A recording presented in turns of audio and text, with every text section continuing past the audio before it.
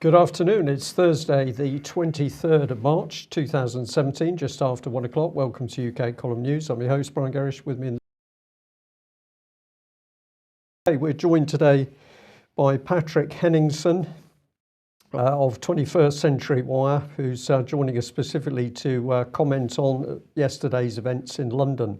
Patrick, I'm delighted to see that you are in fact safe. Well, in fact, no, I don't actually know whether you're safe. Facebook seemed to not be sure whether you were safe or not. Yeah, I haven't registered in the database yet. So just to let you know, I'm here and I'm safe. So, thanks for asking, Mike. And maybe we can know on Facebook next time whether I'm safe. Have you registered, Mike and Brian? Are you guys safe? No, we did not register with this. This is a page on Facebook, the Facebook safety check, where anybody that is considered to be by Facebook somewhere in the region of the terrorist attack which took place yesterday gets the opportunity to say that they're safe. And if you're a friend of a person who might be living in London, you get to ask them if they're safe. So this is a fantastic step forward for us all, Pat. Yeah, I think that's really, really wonderful. And especially, it'd be great.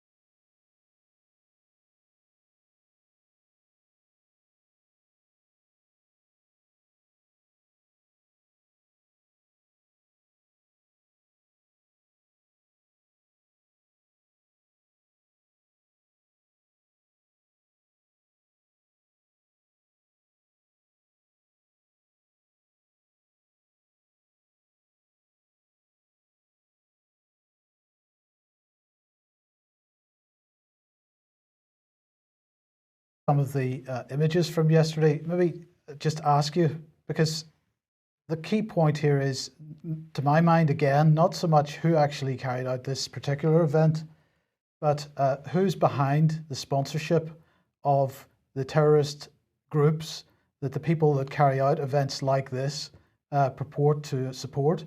So, this is clearly Western sponsored terrorism, indirectly perhaps, but that's what it is. Well, in the Middle East, it is absolutely. That's what's important.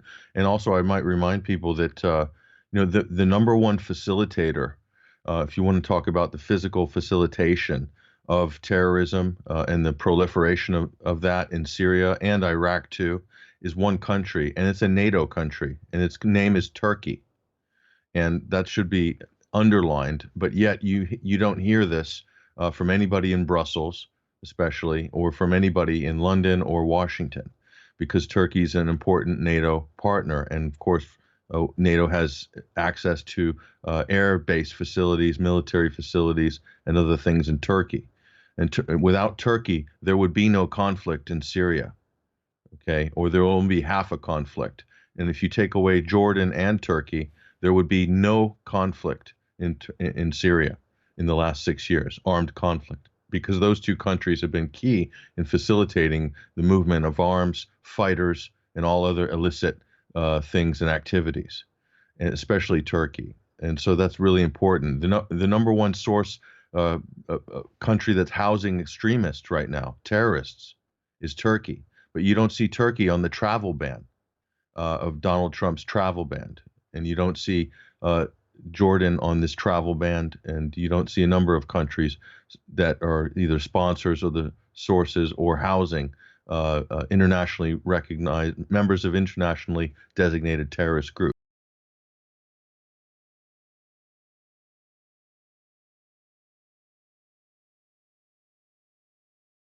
To that, later on in the news, if we have time, we've got some information to do with British Defence, and Michael Fallon, the Defence Secretary, is boasting that alongside Britain's global power projection will come the sale of arms. And of course, it's arms from Britain and the US, which is piling into the Middle Eastern countries, helping to destabilise and create these very wars and conflicts themselves. And out of that brewing pot comes the terrorist and the extremist. So it's a double whammy with how the terrorist threat is being created. Hmm. Absolutely. Right. So, Patrick, have you got any thoughts just before we move on to some of the specifics? Have you got any thoughts about the events of yesterday and how the narrative has been building? Um, it reminds me a little bit of a number of attacks that we saw in the news. This has been alluded to by all the commentators: the Berlin Christmas market attack, and also the Nice attack, the use of a vehicle onto pedestrian areas to wipe out pedestrians and so forth. But it just strikes me as funny that, and call me a skeptic, but what kind of a terrorist attack is it to someone wanted to take on Parliament and all they've got is a knife? I find that just a little bit bizarre, to say the least. If you look at some of these other so-called terrorist attacks in Europe, if the terrorist is going for maximum impact, and there's a number of things I just thought were quite strange. And I believe an armed police officer is reported to have died. I mean, they're usually wearing Kevlar, so how a police with a Kevlar vest could be a victim of a deadly knife attack. But I haven't looked at the evidence yet, so it's premature for me to speculate even. But the whole thing had this kind of staged, managed feel to it, at least from a media point of view. The media seemed to be in every single position within a very short time of the incident. And of course, everyone was speculating immediately that this was a terrorist attack or an ISIS-inspired attack. Certainly, that was the line we had in the U.S. And running point on this, as usual, was CNN, because this is the sort of story which they normally stage manage for the U.S. media step by step. And so the narrative they injected immediately was ISIS-inspired, and so they had all their experts on. And the timing of it then rolled in nicely into statements by people in the U.S. defense institutions talking about the need really for ramping up intervention for on the ground physical attack on Raqqa in Syria. So that it from a terrorist point of view, sort of ridiculous as far as an attack goes. You could call it a non-event and compared to other so-called terrorist attacks or what happens in Damascus now on a daily basis. But if you look at it in the context of Western intervention, military intervention, Syria, it's actually brilliant, the timing of it. So, it's I And guess and that's too conspiratorial to make such a speculation. But certainly, if the terrorists wanted to, give the UK and the France and the US a reason to basically or promote, they've already listen. The United States has already ramped up almost 4,000 military assets on the ground inside Syria against all international and even U.S. law. Okay, and other countries have similar assets moving into position. Okay, so it's already happening. The operation to retake Raqqa is supposed to be in April. Okay, and so this is just provides an extra nice, convenient PR push for that. I think it provides a lot of PR. A lot of PR. I think everything that you've said is absolutely.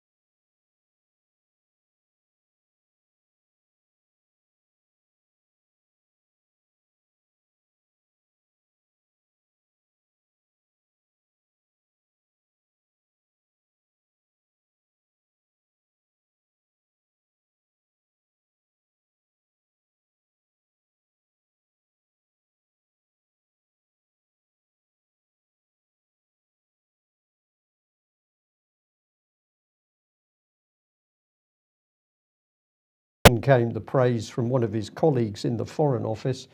This is Alan Duncan MP. He says that Tobias Ellwood was the right man in the right place. He has a military background and he's the sort of man who leaps into action. He's a proper get-on-with-it guy in a crisis. I'm going to give him a stiff drink. So it's all going to be debated in the old boys club, but he's a man of action who leaps into action, as the Daily Mail report said. He leapt over a fence. I'm not sure where that would be, because most of the fences I've seen around Westminster are pretty high. But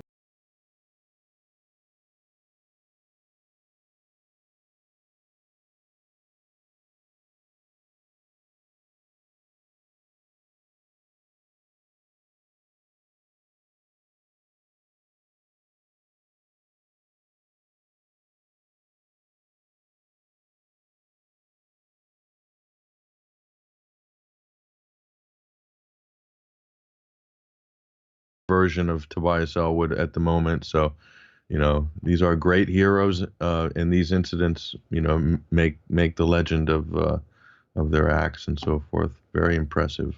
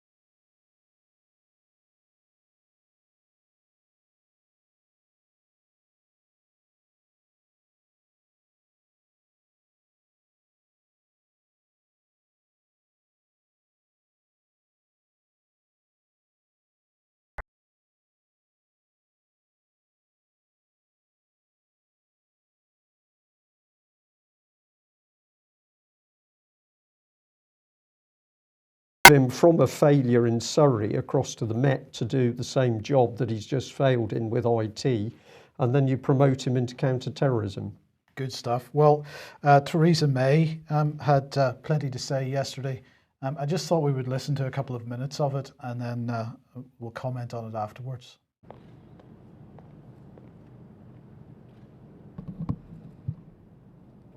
I have just chaired a meeting of the government's Emergency Committee COBRA, following the sick and depraved terrorist attack on the streets of our capital this afternoon.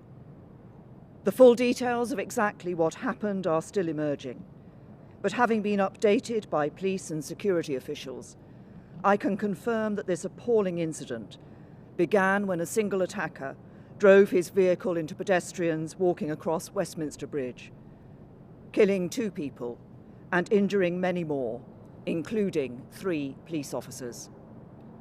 This attacker, who was armed with a knife, then ran towards Parliament, where he was confronted by the police officers who keep us and our democratic institutions safe. Tragically, 1 officer was killed. The terrorist was also shot dead. The United Kingdom's threat level has been set at severe for some time, and this will not change. Acting Deputy Commissioner Rowley will give a further operational update later this evening. Our thoughts and prayers go out to all who have been affected, to the victims themselves and their family and friends who waved their loved ones off but will not now be welcoming them home.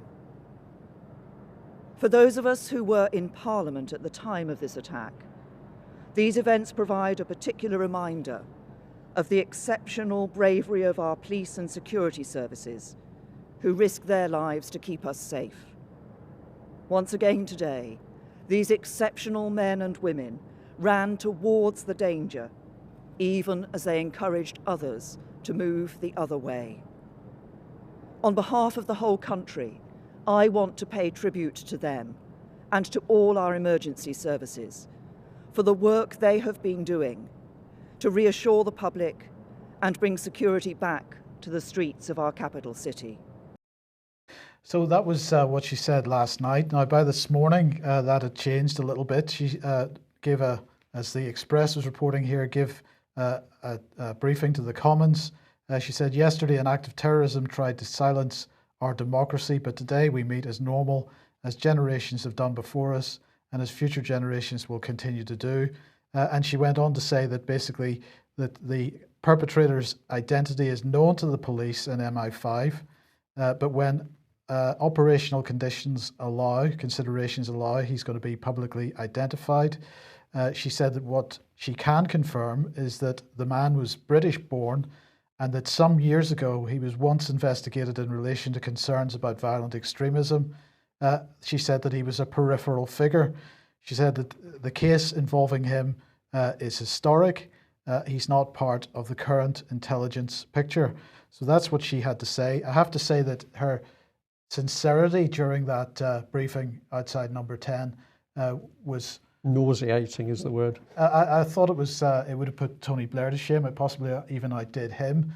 But nonetheless, what we're talking about here, Patrick, is someone that they're now saying was known to MI5, although sometime in the past.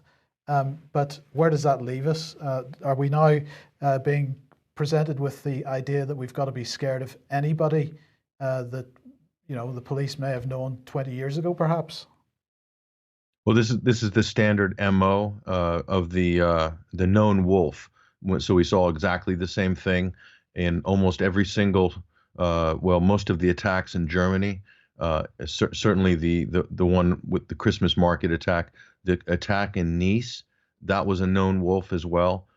Charlie Hebdo, the Kouachi brothers, not only known wolves, but were being tailed by security services continuously for a long period of time.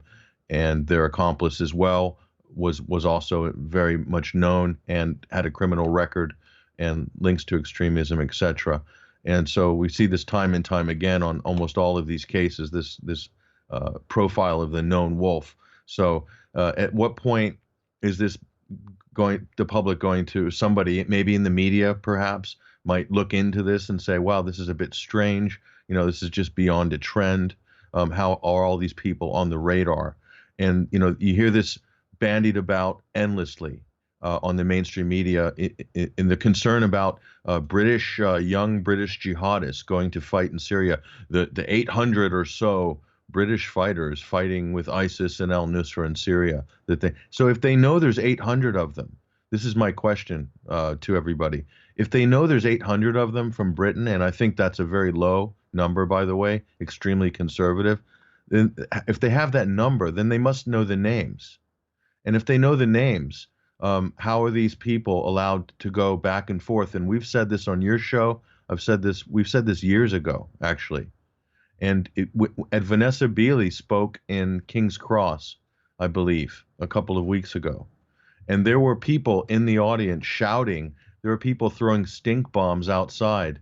There were people bussed in who have known links to extremists who are running around in Britain and, are guests, or they're from Syria, Syrian activists now. Somehow they're nesting in Britain. They're having funerals of dead fighters who come back, in their funeral processions around the country, in some of these communities of these known extremists, ISIS fighters, al-Nusra fighters.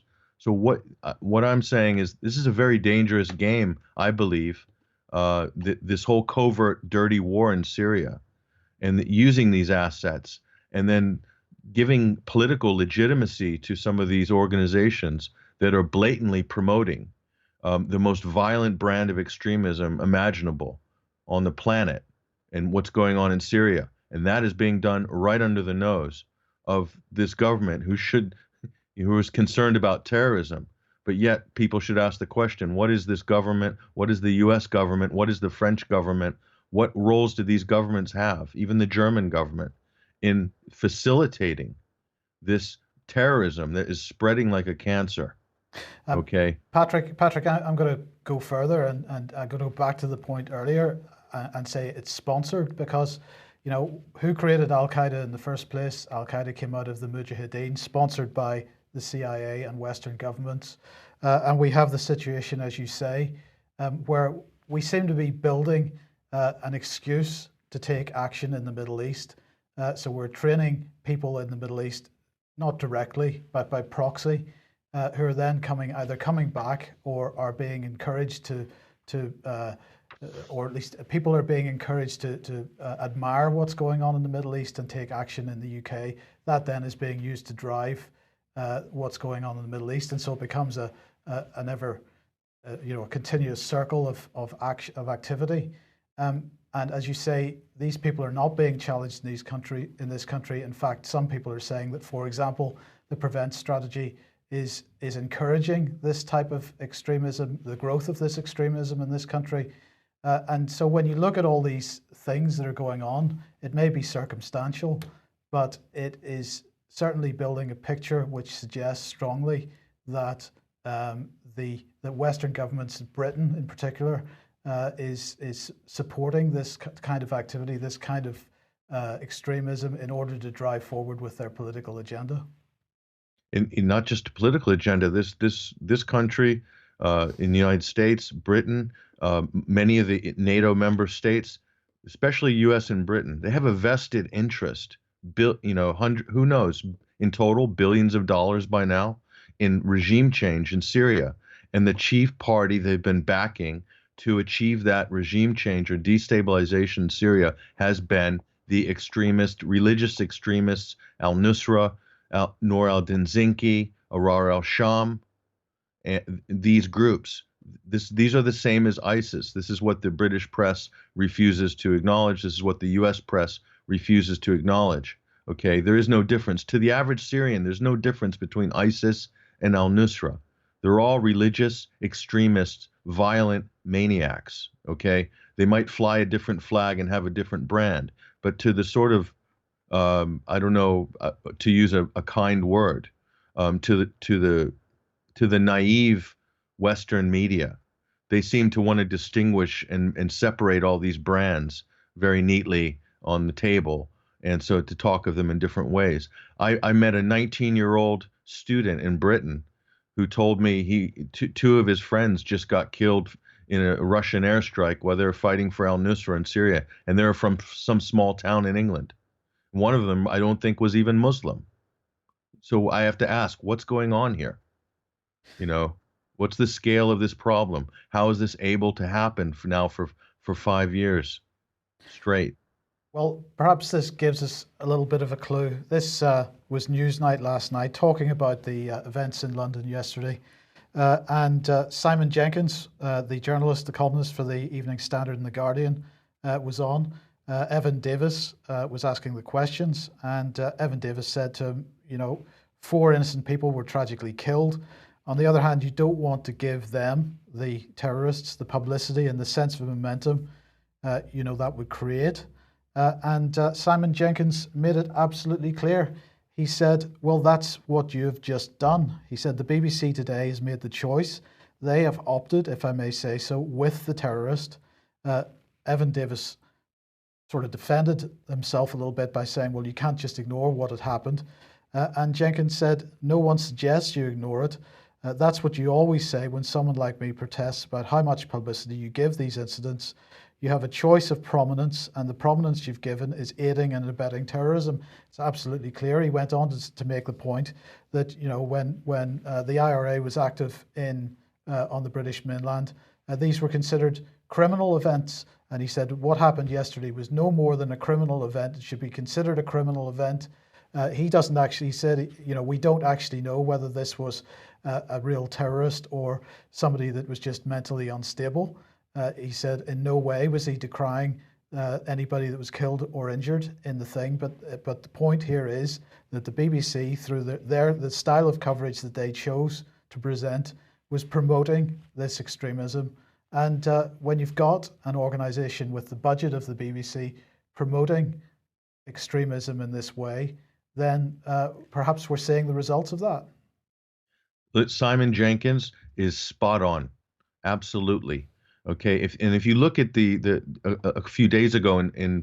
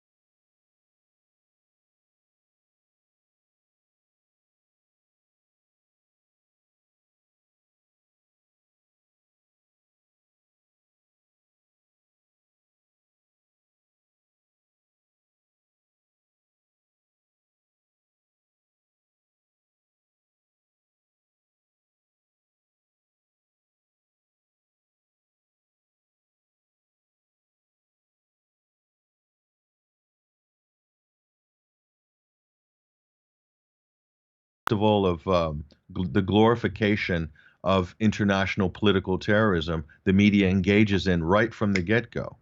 And also, I'm just want to add before I'll let you come back, but CNN, their big correspondent Clarissa Ward, who's been over with the moderate terrorists in Syria, she made a statement on CNN during the broadcast yesterday. She said that people should do the responsible thing if they have any videos or photos, not to put them in public, but to give them to the police. That was said on CNN on the live broadcast covering the London terrorist attacks. And we have a recording of it, and we'll play it probably on our show on the weekend. But just to tell you, that's the sort of messaging that's also being pumped through the media. Now, what exactly is that? That you can't post things on social media if you take pictures of an event like that? You have to hold it and do the right thing and give it to the police first? Because if it's evidence, it's evidence, and it doesn't matter if it's public or if the police.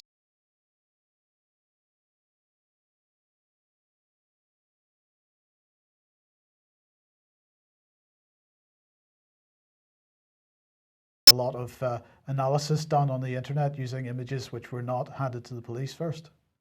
Absolutely. Basically, most major events since camera phones, became mainstream, that would be the case. That's always the case, actually, now. But of course, it's not just the media.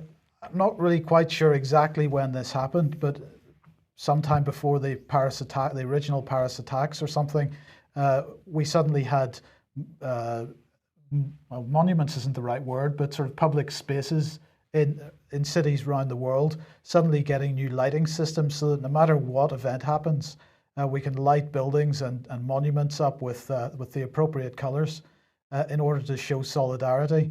And so here we've got from Birmingham to Tel Aviv, we've got Union Jacks in red, white, and blue, so that it's pushed into the minds of everybody, no matter what country you're in, no matter the scale of the event. Everybody gets some kind of reminder of it. So this is it's mind control, I think it's called. It's reframing, it's propaganda, but it's we're seeing it's on a global basis, which makes it particularly interesting. Well, I just sorry, Pat. Yeah, go ahead. Go. Just quickly, this is the instant feedback after all of these events. Everyone wants to. People generally want to show their, good feelings for the country that's been a victim of a terrorist attack. So everyone will change their Facebook profile and overlay a flag of France or Britain over their picture on Facebook. That's one thing that people have been conditioned to do, I think. A lot of people, and then also lighting up buildings. So it's become this ritual. So there is a ritualistic aspect to it, and this is the sort of the feedback that the public expects after these events, that sort of these things will take place, and these shows of concern and group solidarity and so forth will take place. But that's all well and good, and taking nothing away from anybody who was hurt, had died, or injured, or any of their families or anything. But we have to look at the actual incident, and it must be investigated and looked at for what is really there first. So often after these events, down the line, weeks, months, maybe years after, we find out that it actually wasn't what it was portrayed to be immediately by the media. So then what happens? All that political capital and all that social capital was expended from the event, even though maybe it wasn't exactly as it was portrayed when it first happened. That's the sort of repeated incident crime. I think that's a crime on itself, which happens over and over with all of these high-profile so-called terrorist attacks. And by the way, many of the ones in Germany over the last year in 2016 were not terrorist related at all, but they were reported as ISIS-inspired attacks. And so that created a political narrative in Germany and the EU and so forth and so on, and reverberated globally because of that. But they weren't all ISIS-inspired attacks. In fact, I would say that it's possible that none of them were ISIS-inspired attacks. If you really drill down and look at the evidence, who was involved, what their affiliations were, what actually happened. Yeah. Well, let's just look at a mind game, because I think this is probably the most extreme example of it I saw in the last 24 hours. This is Brendan Cox, the husband of Joe Cox. And the headline says, whether this is an accurate direct quote or not, I'm not sure, but the headline says, Westminster attacker represents British Muslims no more than Joe Cox's killer represents Yorkshire. And this is a very well-constructed headline, because what will appear in people's minds, or what will register subconsciously, is the first section of it. Westminster attacker represents British Muslims. The no more is quite passive in its quite a passive phrase, and so it will not register with people. The first bit is what is going to register with people, and this is clearly designed, in my view, to sort of create angst between communities. I would agree with that, Mike, and we're increasingly seeing this very sophisticated language. We could say we're seeing huge amounts of NLP within the written language of newspapers, and of course we know people are trained at doing this. So propaganda, but presented in a very dangerous way. Now, Patrick, we're going to talk about your interview with Mr. McAfee last night in a second, but on the sort of snooping and wiretapping subject, this is Max Hastings saying, and this is one of the more extreme responses that I've seen: if our phones have to be tapped by the spooks, so be it. We must back intelligence agencies in fight against terror. And this is kind of pretty dangerous rhetoric, Patrick, and I think we've seen this in something not quite as bad as this perhaps, but we've seen similar calls in other mainstream newspapers. We must give away all our liberties in order to gain protection.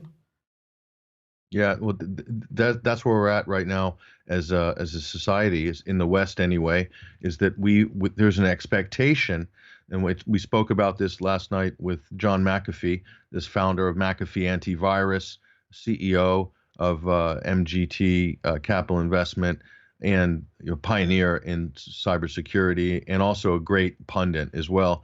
And we spoke about the fact that we've reached a point in society where we're expected that we're happy, or we've somehow said it's okay, or the government says, actually no, we've reached a point where the government says, we need all of your data, we need every single piece of communication, we need every single bit of digital telecommunications data attached to you. And the reason we need that is because we are at war, and this is an issue of national security. That's where we are right now as a society. So they have everything. So in other words, there's no need for a warrant anymore. Why do you need a warrant to go and wiretap when you're already being wiretapped? So my point is, and the point of John McAfee last night on this great interview, which I encourage people to go listen to, it was epic. The point is that, if someone wants to get any information, be it a telephone call, an email, a comment you made, or whatever, a photo or anything they want, it's already sitting there. Somebody somewhere is got it on a server and can call it up in a matter of seconds. So that there's no need for a warrant. It's already been collected. So, we've reached a point in the advancement of technology where the laws and the sort of the legal structure which we had before has been completely the government has done a total runaround of the law itself through technology, and the legal system is just sitting there twiddling their thumbs as if this didn't happen. That's where we're at right now with the Trump Tower controversy and the wiretapping in America. They don't need a FISA warrant in America to wiretap Donald Trump or anybody else because it's already being done. Yep. So all they have to do is open up X Keyscore or whatever the software, the mining program is, type in a few data fields, and boom, there it is. And someone can look at it.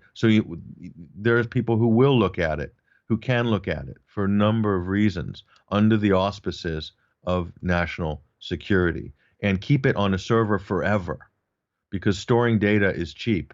Storing things in the cloud is cheap. So, it'll just be there forever. We have to ask ourselves, what sort of society have we built here?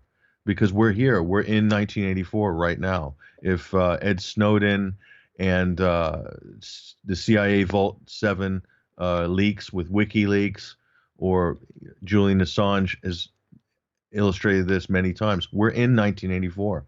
It's now. This is it. And it's not next generation, which John McAfee said last night as well. He said, we're here now. So we have to do something about it now and not wait another generation, because if we wait, it's going to be too late. We can't marinate another generation in digital surveillance and a zero rights society with no expectation of any privacy at all. As a society, we will implode without some level of privacy for citizens. Yep. It will happen. Yes. Okay. And we can hear that interview on 21stcenturywire.com. Yes. Yes. Right. Yeah, Okay. it's up there, and 21wire.tv as well. Okay. Okay. Thank you, Pat. Okay. Well, tonight, well, it's not the Monday live program schedule because this is Thursday. So tonight, Ian Crane will be in the studio, Humanity versus Insanity, at 7:30, and he says, whilst the lone wolf attack occurs in London, the UK government and UK arms industry continue to be at the forefront of the global hegemony. Let's take a long look in the mirror. And for Fracking Nightmare at 9 o'clock, he's calling this the coming water wars, courtesy of the UK mother frackers. And he says, as the UK fracking companies seek to make 2017 the year they get their bits in the ground, the anti-fracking campaign moves from the council chamber and the courts to boots on the ground. The agenda to save the UK's water supply is about to go to a whole new level. So join us for that at 9 o'clock this evening. Now, I want to say a well done to William Kelly, and thank you very much for this. This is absolutely fantastic. These are mobile video machines. They're showing the live stream of UK Column and any other programs that are on. And as you can see, they can take it wherever they want. They need to take it to protests, into town centres, city centres. This is going to be fantastic. I think that's a brilliant initiative, and I'd say thank you very much for that. And it's good to see the police watching it. Absolutely. Very important for their education. Yeah, so I believe, well done to those police officers. I believe they stuck around for quite a while. So, and a reminder that tonight people are calling for a tweet storm in support of Melanie Shaw. The hashtag is free Melanie Shaw.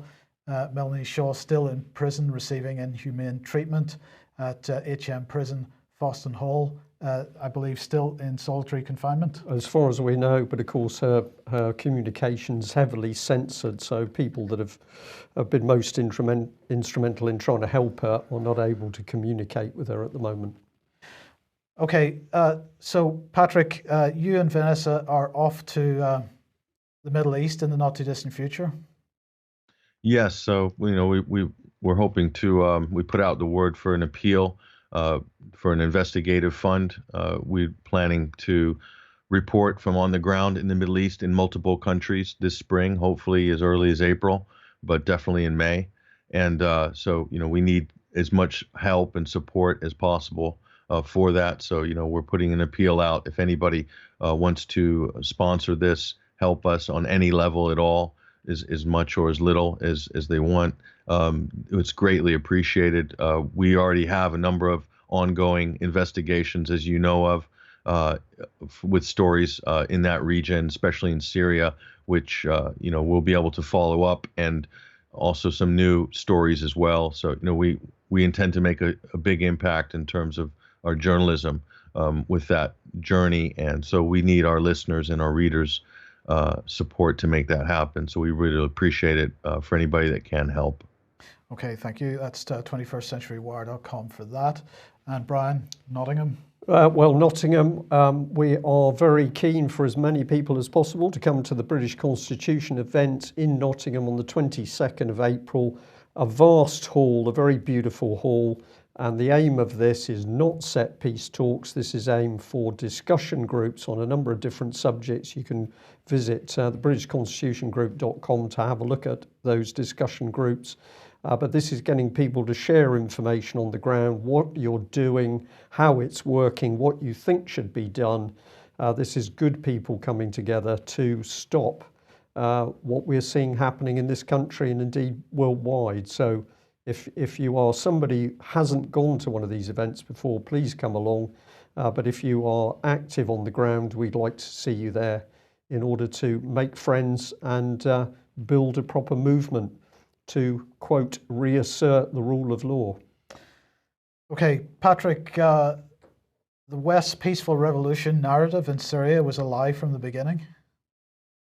Yeah, this is a story that I published up on 21stcenturywire.com. This is something that a lot of people are probably already familiar with, especially your audience and my audience as well. But I just want to reiterate this. There's a number of evidential points in this article. This is a great tool, this article. And there's a video by Kevork Almazian, who's a brilliant analyst based in Germany. He's Syrian, and he has put a video in there detailing a lot of the evidence that the so-called revolution was not a revolution in Syria from the beginning. It was a violent uprising, and later we found out that it's a Western and Gulf-backed violent uprising. Very violent, killing people, and police especially, who were trying to be there to, protect the public. In many cases, were killed in cold blood by these peaceful protesters. And so, point after point, and then also evidence the amount of things that we found in terms of the United States as far back as 1986, the plan to basically topple society in Syria. Was a U.S. directive from as early back that we can find as the mid-1980s, and especially a number of points came out since 2002. So it's a complete lie to say that this was some sort of part of the Arab Spring. It absolutely wasn't. The evidence is in that article, and it's elsewhere too on the web for anybody who wants to go look at it. But yet the British media, the U.S. media, the European media are still spinning this fiction. That it was somehow this peaceful, these poor people who want a progressive liberal democracy in the Middle East being subjugated by the brutal dictator Bashar al-Assad, etc. That's just mythology that's been propagated now for 6 years, basically. And so that article helps. It's a great tool that people can share to help show people what the real story is. Yeah. Okay, thanks for that. Well, with an eye on the clock, we just end by giving people really a recap at British Defence Policy. We were sent this document, Ministry of Defence Annual Report and Accounts 2015-16, easily available on the internet. Encourage people to have a look. Of course, our very own Mr. Fallon there, and of what's he talking about? Over the last year, threats to international security grew, Daesh, spreading terror across the world. Russia, belligerence, and mass migration. But the UK's response was unequivocal. We continue to deter and confront aggression wherever we found it. Well, we're bringing the end here. He says, finally, since national security and economic security are two sides of the same coin, exports will become integral to our agenda. will be working closely with UK trade and investment to promote defence exports. What is he talking about? He's talking about arms, which of course are going to be pumped everywhere in the world because that's good for our economy, Mike. Yes.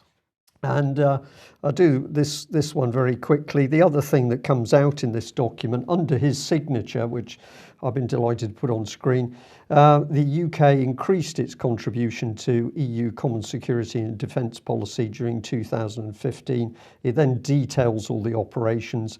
So absolute lie that Brexit is taking place. What this man is talking about is, of course, that we're building deeper collaboration with the French, we're building deeper collaboration with the Germans, we're building the collaboration with the European Union.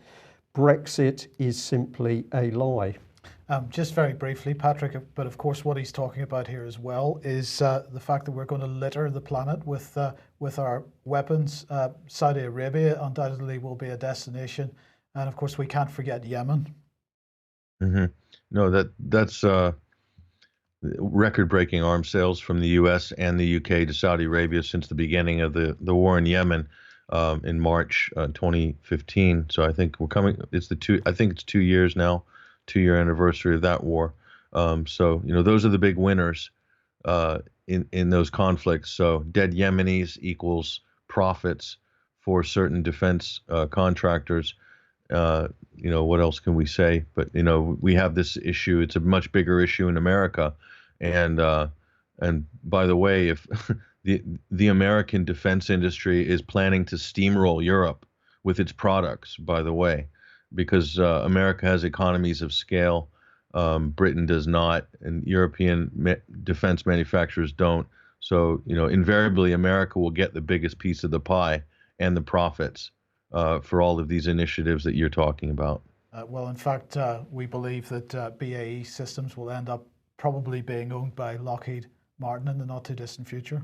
Yeah. Yeah, and do you know, Brian and Mike, do you know what they call, what the defense contractors, the inside joke in America is BAE, British and expensive, is the sort of inside joke that they have, some of the big players here. So, it's not regarded as on equal footing in America even by some of the insiders in the defense industry here. So can it compete with Boeing and Lockheed Martin on that level? Maybe not, but eventually it'll amalgamate and be joined and merged with the U.S. companies, and there'll be no U.S. or British companies. They'll just be corporations. I think that's probably pretty much where we're at anyway. That's exactly what we are seeing.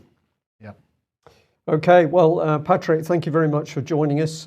You are entitled to coffee and breakfast now because I believe it's still very early there in the States. No, tea. It's tea. Well, good. That's obviously your time in UK done that. Thanks for joining us. And for everybody else, Michael will be back tomorrow at 1 o'clock. Mike will be back at 1 o'clock. With David Scott. With David Scott, thank you. See you then. Thank you. Bye-bye.